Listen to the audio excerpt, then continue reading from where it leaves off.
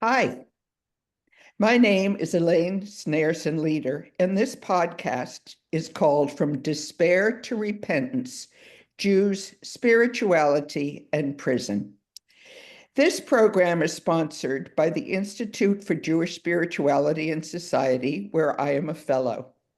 The mission of IJSS is to advance scholarship and social transformation, bringing Jewish spiritual knowledge to bear on the toughest challenges of contemporary society. We break down barriers between spheres of knowledge and practice, enabling long-term collaboration among scholars, social researchers, and human service practitioners. Please visit us at www.ijss.org to find out more about what we do. In my capacity as a fellow, I've been speaking around the country about restorative justice using a Jewish spiritual lens.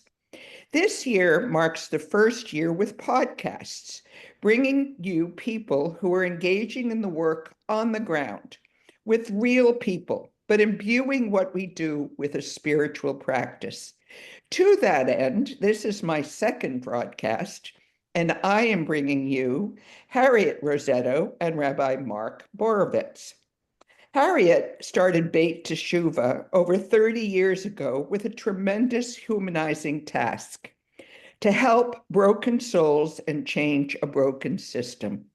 Harriet's belief that addiction is a malady of the soul requires spiritual healing and inspired her to create a thriving community that supports addicts of all kinds, wherever they are in life.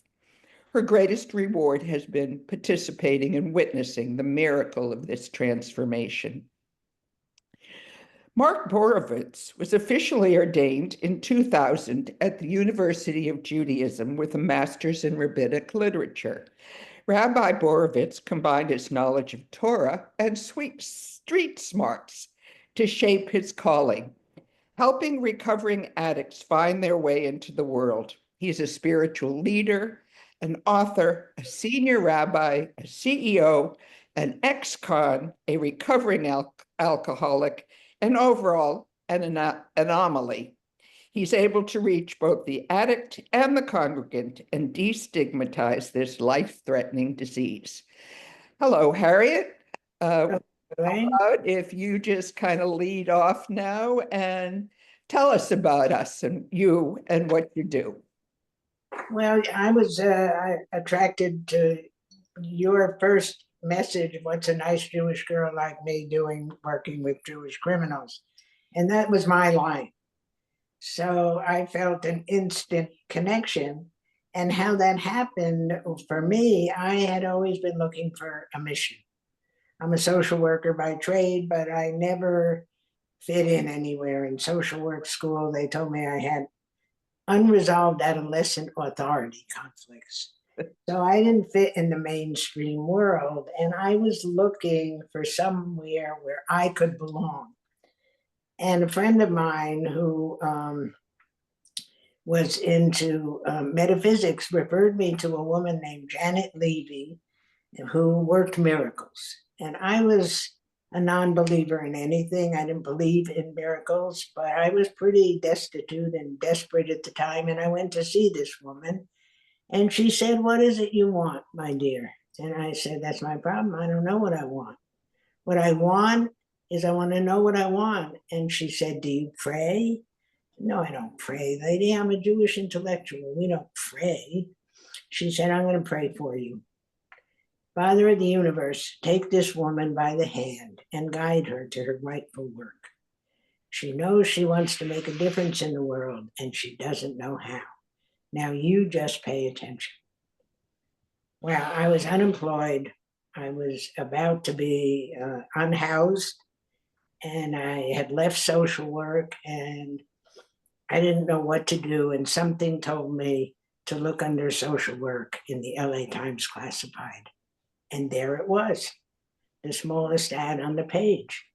Person of Jewish background and culture to work with Jewish criminal offenders, MSW required. And it was my moment. It was like, oh my God, this really works. I prayed for a miracle. Jewish girl likes bad boys, guided to a job just for me. And it was sponsored by an organization called the Jewish Committee for Personal Service in State Prisons and Mental Hospitals. And it was started in 1921 by Rabbi Magnin. And the woman who was my spiritual guide and mentor was a woman named Pauline Ledeen of blessed memory, who used to go down to the jails every day and look through the computer printout for people with Jewish names. And then she would call them down to the attorney's room and say, we want to help you. And she had another list of people with Jewish names who weren't Jewish. And there was a third one. Non-Jewish names who were Jewish. Non-Jewish name, yeah, in the intermarrieds, right. And there were 5 of us, and we were called Jewish jail ladies. And Jewish what? Jewish jail ladies. Jewish jail ladies. Some of them were men, but we were all Jewish jail ladies. And we went up and down the state, visiting county, state, and federal correctional institutions. And it was really mitzvah work, you know. If your glasses broke, we would see that you got money on your books to fix your glasses. If there was a death in the family, we would see if we could get you to the funeral. But there was nowhere for people when they came out. And so the revolving door was quite obvious in my first couple of months. People were back. People who said, I will never come back here again, were back. So I had a fakakta idea of starting a place where people could come when they got out of prison or jail to begin again. And since they were Jewish people mainly that I was working with, I looked for a name and I started reading, and I learned about T'Shuvah, the process of return, and how it was congruent with AA. And I thought, what a great name, House of Return, Beit T'Shuvah. And so in 1985, we opened the doors. And I was single at the time. I moved in, I lived there. And people started coming from jail. In the first week, they stole my jewelry. And then they helped me look for it. And that's how I learned the definition of an addict. It's somebody who steals your shit and then they help you look for it. But I didn't quit. I didn't quit. And the next part of the story is the love story, of course. Mark was an inmate at the time at Chino State Prison. And the rabbi there called and said, we hear you've started a place for Jewish people when they get out of custody. And my congregation would like to hear about it. And all of the prisons had a congregation. So I went. And Mark was the rabbi's inmate clerk. And he was the one interrogating me. And does Mark want to pick up the story at this point? We have a difference of opinion. Of course. Harriet calls it interrogation, and I call it trying to help, and she was defensive and uppity and snotty and basically looked at me like I was dog shit. You called me a bleeding heart Jewish liberal. Well, that was after you had put down everything that we were talking about. So then what happened, Mark, besides the argument between the two of you?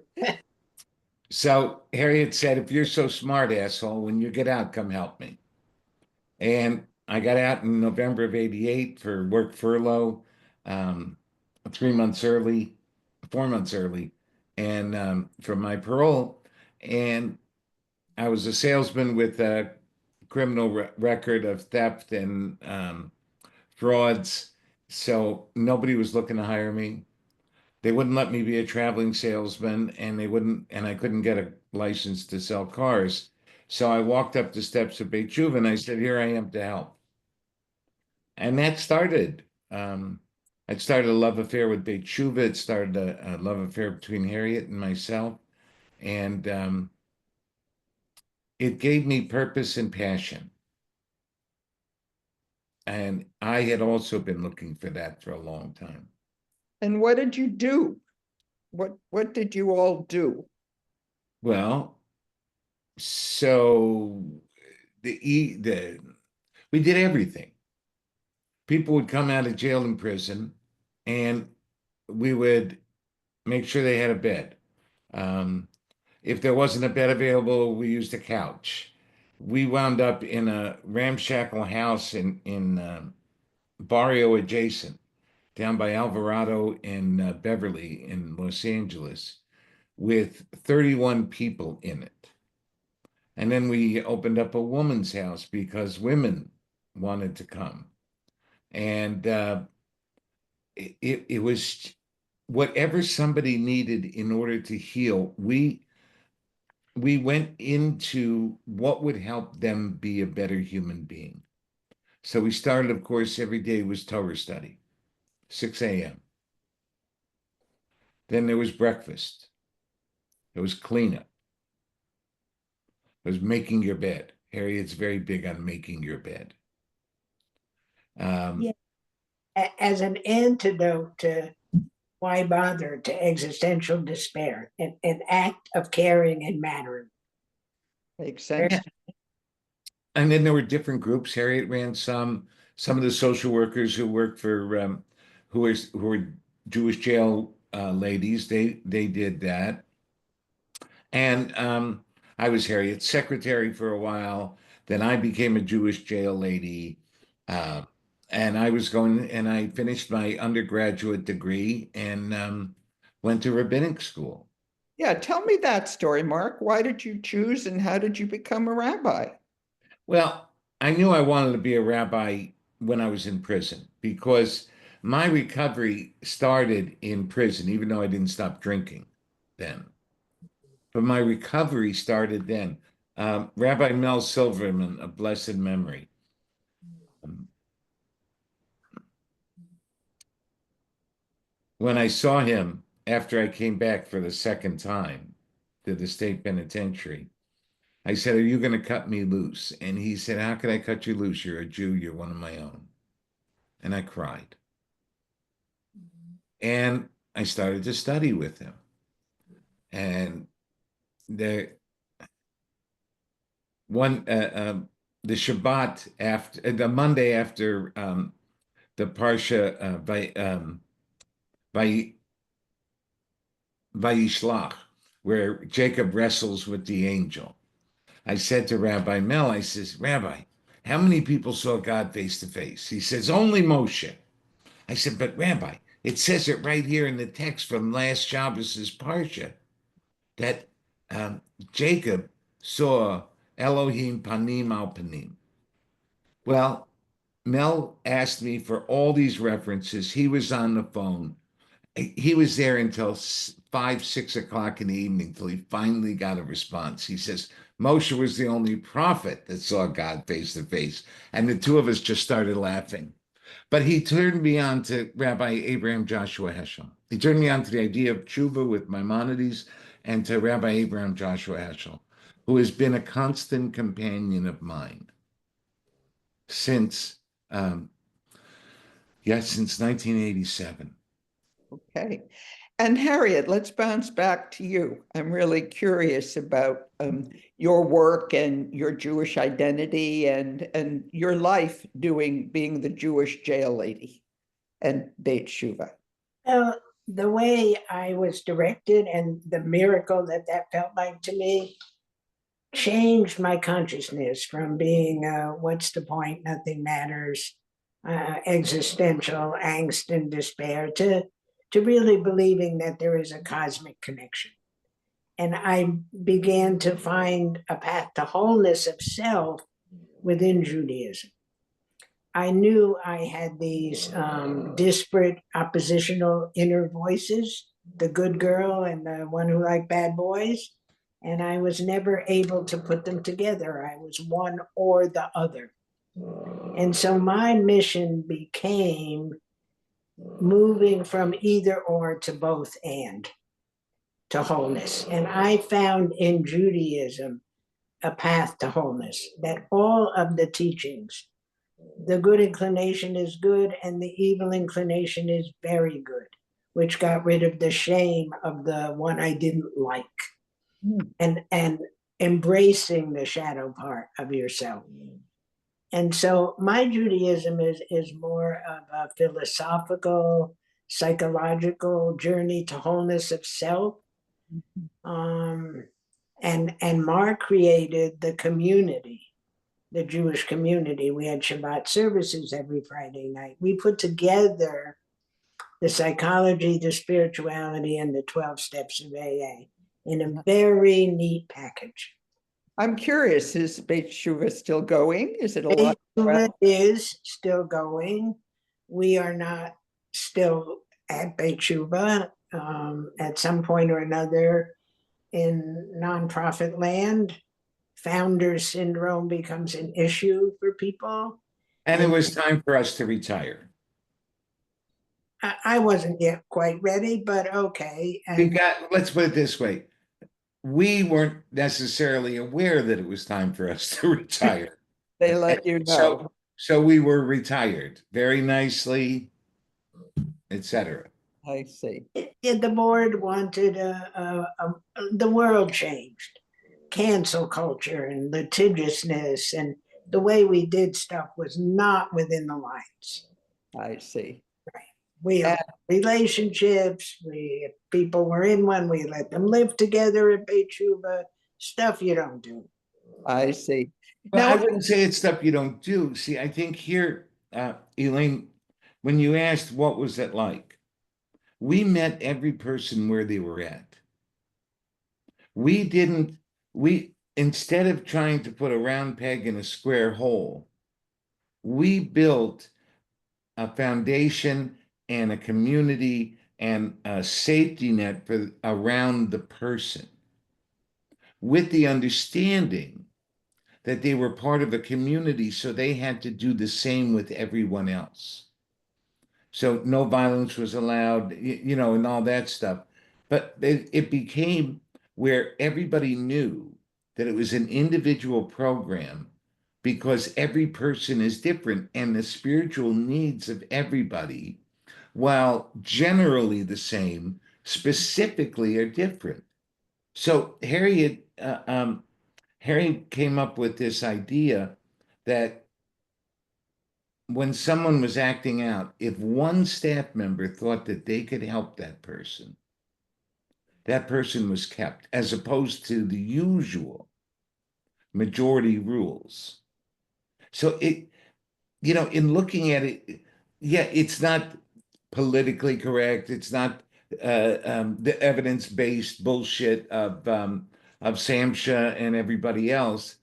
There's so many people that are alive, thriving, that have opened up their own treatment centers. One person changed the entire way migrant workers are treated and seen in South Florida because he was at Beit T'Shuvah. I mean, that's the kind of reach that we're talking about.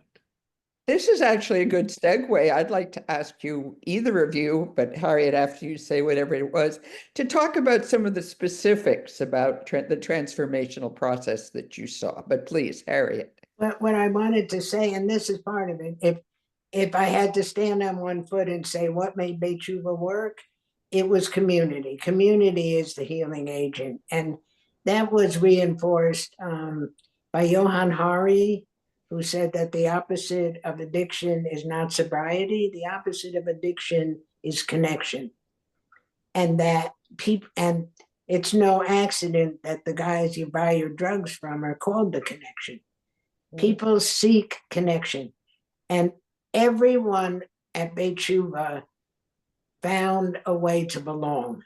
And that was the community. And these were people who usually felt they didn't belong or fit in anywhere. And it was Brene Brown's message that in order to fit in, you have to give up part of yourself. Belonging is when you can bring all of yourself, all of your brokenness, and be accepted for who you are. And I think that's what we gave people. And that's transformative. And so now tell me some of your cases, Harriet and Mark. Oh, wow, we have so many. Yeah, keep confidentiality. You can do a conglomeration. No, people in AA are usually pretty open about themselves, but the first one that comes to mind is the man who's now the executive director came to Beit T'Shuvah, I think 11 years ago from jail in Seattle with a paper bag. That was his possessions. He was a meth addict or heroin addict. Meth, I think. I think meth.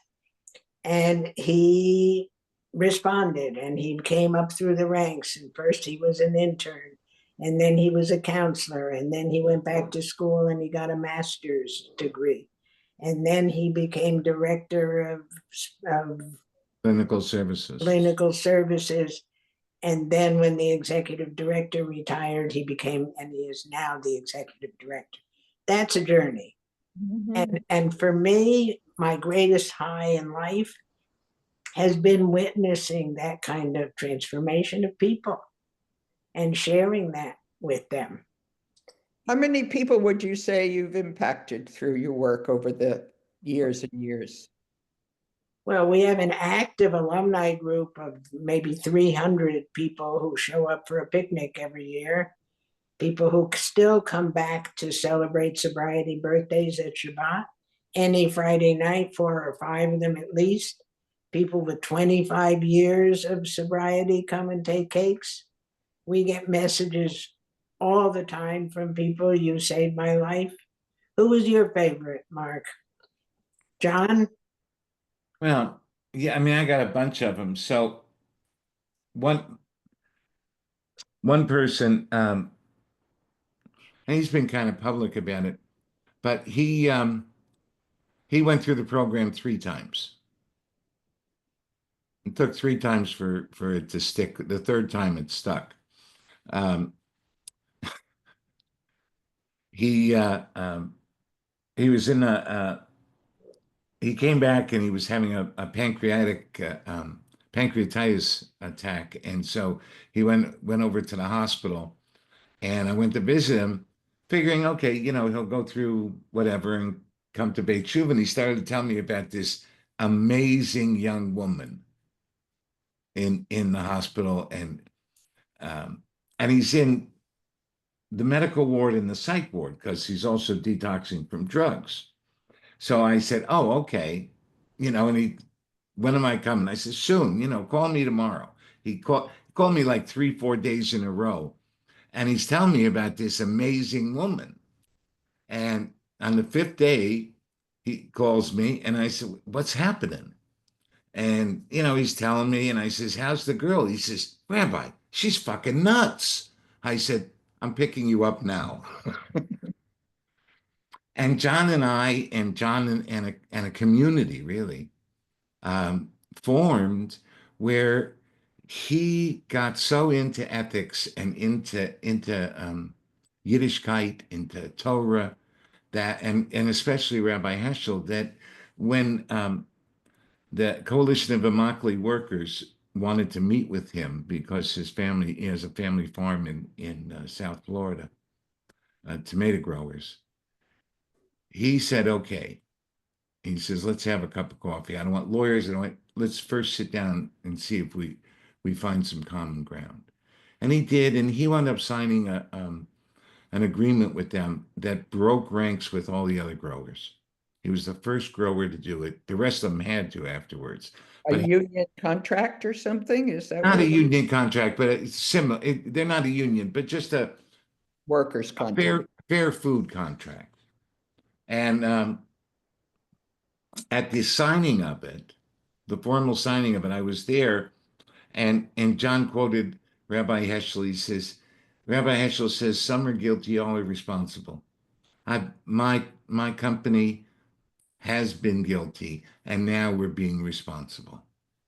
And there was a Christian minister there whose mouth fell open. He said, "I never thought I would hear the words of Rabbi Heschel come out of the mouth of a grower." He Mhm. says, "This is some young man." That kind of thing. Uh, There's other There's others, okay? Musicians who have come there who, you know, they couldn't get a job anymore because they were known to be such drunks. And they created the music department and the band. And one of blessed memory, he just he was giving everybody a hard time, so they sent him to see the rabbi. And I sat down with him and I looked at him and we studied a little bit of Rabbi Dean Steinsaltz and a little bit of Rabbi Heschel in an hour. And I says, listen, you son of a bitch, you owe. And he stopped. He stopped arguing, everything. And he started to cry. He says, but how can I pay back? I said, now we can move forward. And he did for the rest of his life. He paid back. He paid back to people. He paid back with love. He paid back with talent. He paid back with mentoring. Every Friday, he would clean the carpets at Beit T'Shuvah. I have a follow-up question. And again, I know Harriet has something to Yeah, say. well, You say it, and then I'll follow up. Go ahead. Because of that, one of his mentees is now the cantor at Beit T'Shuvah for the last 10 years. No, about five. I got a call from him one day. He said, a friend of mine told me about this place, and I'm a junkie, and I'm a musician, but I dropped out of, he was going to school to be an opera singer. I dropped out of school. I'm shooting dope. I said, oh, a junkie musician, my favorite kind. He said, all right, I'm on my way.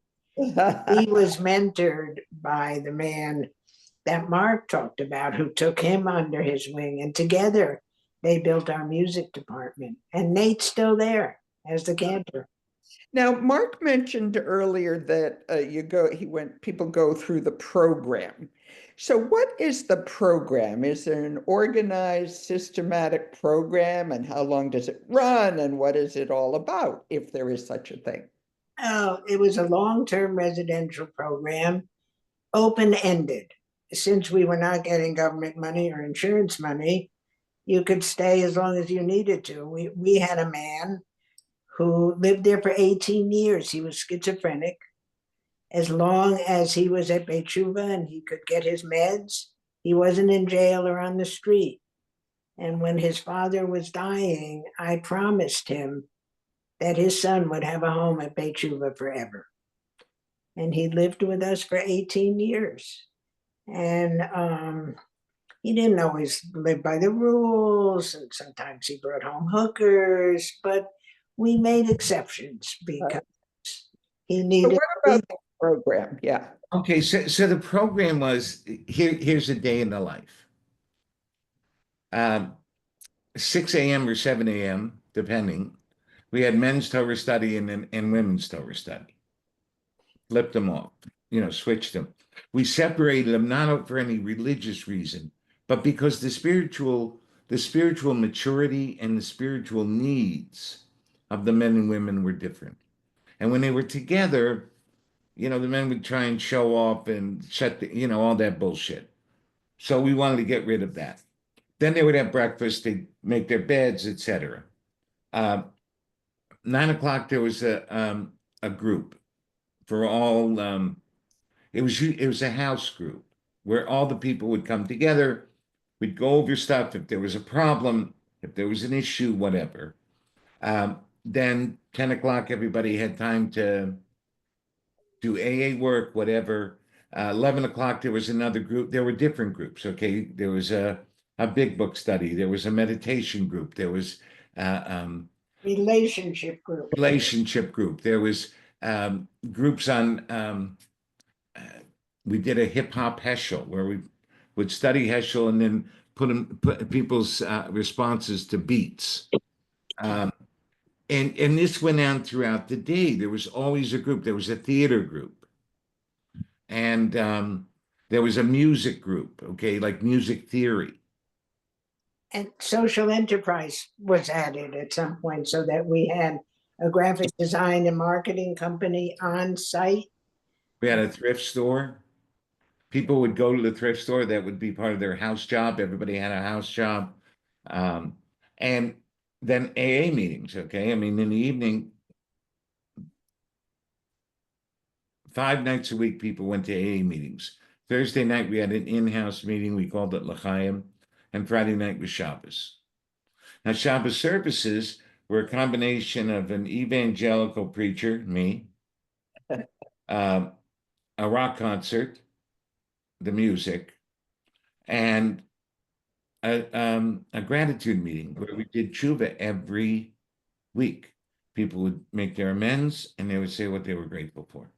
Mark came up with the idea of setting the traditional liturgy to different sounds. So we had Beatles Shabbat, and we had Motown Shabbat, and we had Jazz Shabbat, and they could do it all. Rolling Stones, you name country. I mean, it was just anything to engage. And the interesting thing here, Elaine, is that it wasn't just the addicts. Families came. Our Shabbat services, we had 350 people showing up My goodness. because it was like the happening place. It was fun. Mhm. It was fun. It was inspirational, educational, and deeply prayerful. Is it still like that? Do you know? Similar. They're trying. They're trying. I mean, I'm a charismatic person, and and just, I mean, stuff comes into my head that most people wouldn't think of. But we had everybody at Beit T'Shuvah had an addiction counselor, a therapist, and a spiritual counselor. Right. A team. And when people would come and say gratitude and take their cakes, they would always thank their team. The fact that there are 3 people who are interested in me was very important to people. And what was the average length of stay? I know you had one for 18 years and A some. year. 9 months to a year. So part of this is it was, this idea that somebody can get right in 30 days. Or Great. somebody coming out of jail should be able to go to work in a week. Yeah. I mean, it's ridiculous because we had a lot of people coming out. We had an alternative sentencing part of our program and a reentry part of our program. So the idea that somebody who's going to, be okay after 30 days is ridiculous. 30 days, the fog's just lifting. So people were in our primary care for 3 to 4 months. And we started to get lifers when they changed the law that people who had been convicted as minors could apply for parole. We began to get lifers, people who had done like 20 years in prison, who had to acculturate to a very different kind of life. And that was another one of my favorite people. He had converted, he was in the process of converting to Judaism because the rabbi in prison had been kind to him. And he's now got a doctorate in social work. Dr. Yehuda Price. I'm trying to get him to come to the podcast. Perhaps you can give him I can get him to you. Could you get him for me? An Orthodox Black gentleman with a doctorate in social work. Good, we'll make connection. I would like to have him next. Yes, I supervised him. I see. Yeah, he's on the circuit now. People. Yes, I know. Demand. He's big time now. Yeah, exactly. Yeah, so we had all this kind of stuff going on, and what we knew was that, like Harriet said, the connection is the guy you get your drugs from. On bottles of alcohol, it says distilled spirits. Everybody who went to prison, not everybody, 2/3 of the people in jails and prison have some type of addiction, be it gambling, sex, food, alcohol, drugs, etc. And that leads them to do criminal actions. So locking people up, etc., It hasn't worked. Let's put it that way. Okay. I would So agree. we believed in the possibility that everybody can make tshuva. That we said that the gates of tshuva, the gates of repentance return, are open 24 hours a day, 365 days a year. The prophet Hosea says, reports that God says, return to me, I will love you and heal your backsliding. And that's the story. Mhm. I mean, in 2003, was it, Harriet? 2004? 2004. We were invited to a roundtable with President George W. Bush for his faith-based and community initiative office. Now, the person who was running the office for him, a man by the name of Jim Toohey, Harriet met with Annette. Annette Shapiro, one of our mainstays. And when they went to see him at his office in the White House, the executive office building in the White House, he had a mezuzah on his doorpost. So they said, okay, why the mezuzah? He said, it's to honor my spiritual mentor, Rabbi Abraham Joshua Heschel. So he and we had an instant connection. And then we were invited to this roundtable, and President Bush sat down and he said, I'm an old drunk. God opened my heart and I don't have to drink anymore. Mhm. And I looked at him and I said, well, you just told my story. And that's the kind of connection. Now, President Bush's policies were not my policies as a rule. And I came and I wrote him an email and I said, sir, I disagree with most of what you're doing in your policies. And I see the depth, and I had the honor of experiencing the light of your soul. Beautifully said. And he wrote me a handwritten note. Wow. So that's the kind of connections, things that these crazy, unbelievable, this shit just doesn't happen. Things happen at Beit T'Shuvah. I see that. Now, Well, the other thing we had, well, also, I'm sorry, Elaine, but the other thing that we had was family immersion. Harriet ran them, and that was an amazing experience. Harriet, why don't you talk a little bit about that?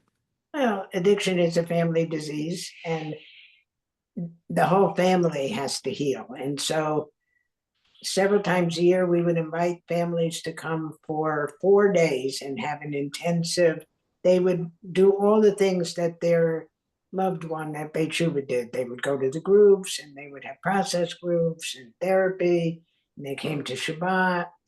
And the goal of that was to change the relationship in families of being a role-to-role parent to child to being a soul-to-soul connection as people. beautifully put. And when they left, that happened. They saw one another as people. That was the whole goal of that. And I want to have Mark tell the story of his moniker, that he is the holy thief. A holy thief. And his book is called The Holy Thief. And when he was presented for ordination by Rabbi Ed Feinstein of Valley Beth Shalom, he was introduced as the holy thief. And he told the story. You want to tell it? Sure. It's a good rap. Ed said, Rabbi Artson,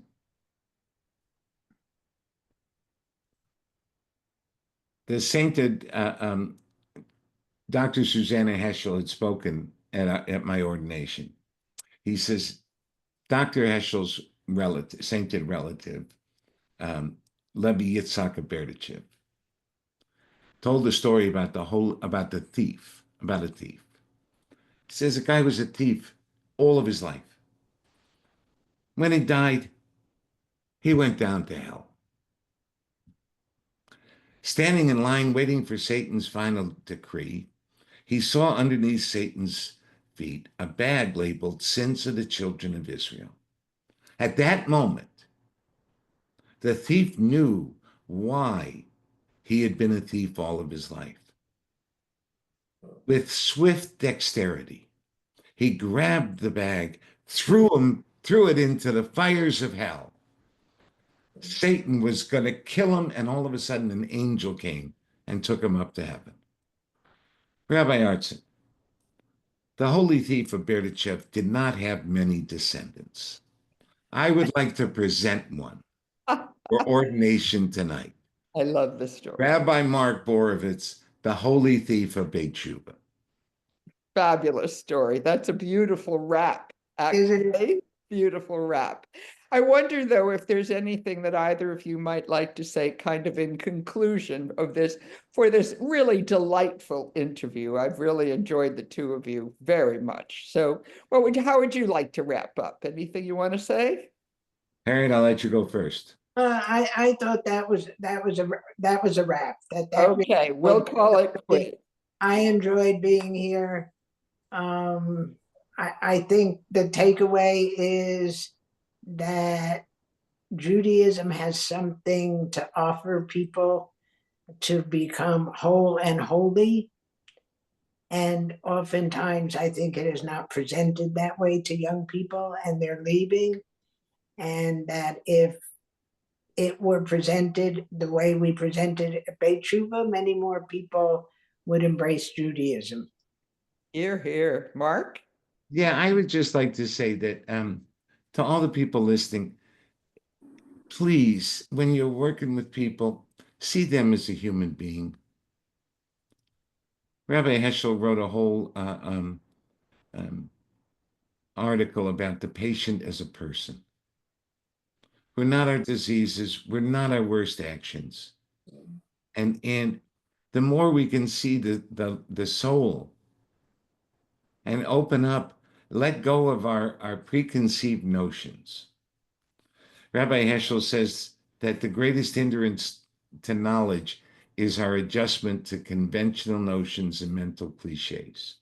Well, Wonder or radical amazement, the maladjustment to notions and cliches, is therefore a prerequisite for an understanding of that which is. The more radical amazement, the more wonder we approach life with, the more we're going to realize what's important and what's holy, which is one another. Harriet Rossetto and Mark Borovitz, this has been an absolute delight to finally meet you personally, to hear your stories. And I look forward to having this out in public so that others can take away your very powerful messages. And Thank you, Elaine. Thank you. Thank you.